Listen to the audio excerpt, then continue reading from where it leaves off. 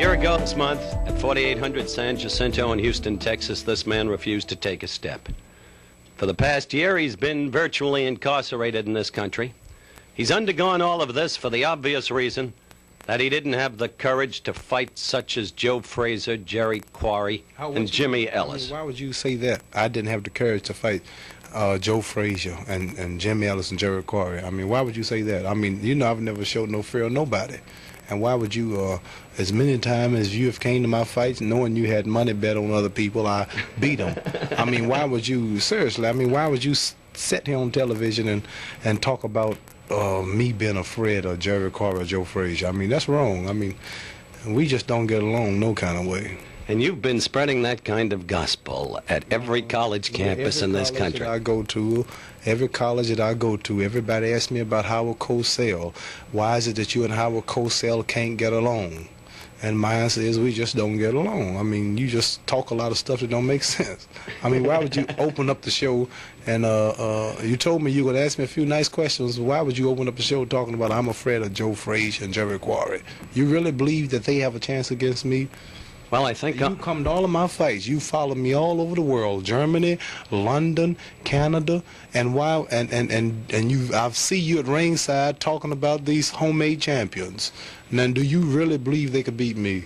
I'll answer that question in a moment. I first want to document your record. You were troubled by a less than mediocre southpaw named Mildenberger in Germany. You showed me nothing against Chevalo, relying upon the fact that he gave you water on the knees with low blow upon low. You've never seen me hurt or beat. What you mean I didn't show you nothing? That's the kind of appreciation I get from you coming all over the world. The company wouldn't pay your way to these countries for nothing. If I wasn't fighting so regular, you wouldn't have gotten to see the world. And now you're gonna down me because I'm not fighting and talk about I got trouble with these boys. I beat those boys easy. Now wait a minute. This marvelous wristwatch. What were you frightened of? I wasn't gonna hit you. Why did you move? I mean, why would you jump over here? Because I want the people to see the wristwatch that you bought in Frankfurt, West Germany. Yeah. Only because I found the person who'd sell it to you more cheaply than anybody else in the whole country. Well, for once well, after all, I mean, what's you getting me a deal on a watch? If it wasn't for me, you wouldn't have got to see Germany. All right, my record is clear. And I will shuffle again. Don't you worry. You get your homemade champions ready and line them all up. I'll be watching the television with you at ringside, popping off about how hard he hits and this and that. You let Ellis and Quarry fight it out, and then let Joe Frazier meet the winner, or whoever the homemade champion is, I may say the Mickey Mouse title. I have a belt at home. Says world heavyweight champion. And for a man to be the champion, he's going to have to take my belt. And the day that he meet me, and if he beat me, I'm going to hand him my belt. And I want you to be the announcer that night because I want to see you quiet. I want to quieten you at once and for all.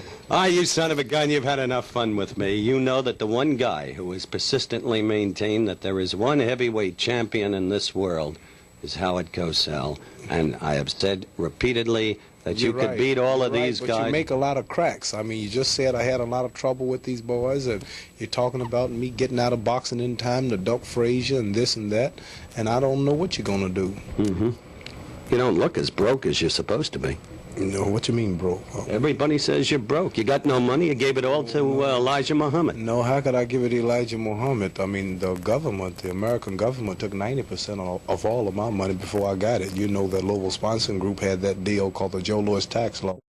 The fact of the matter is, the thing you've missed most over the past year were the steady vocal sparring sessions that we enjoyed on Wide World of Sports.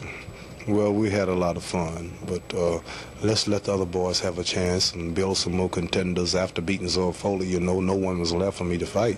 So I think even if I was still fighting, it would have been good for me to step aside for 2 years and let them fight it out to see who deserves the honor to fight me. It's been fun. We've missed it. Well, things make it better soon. One more shuffle. Well, if I do the shuffle, you might have to scuffle. We've done that, too. Good luck to you. Thank you.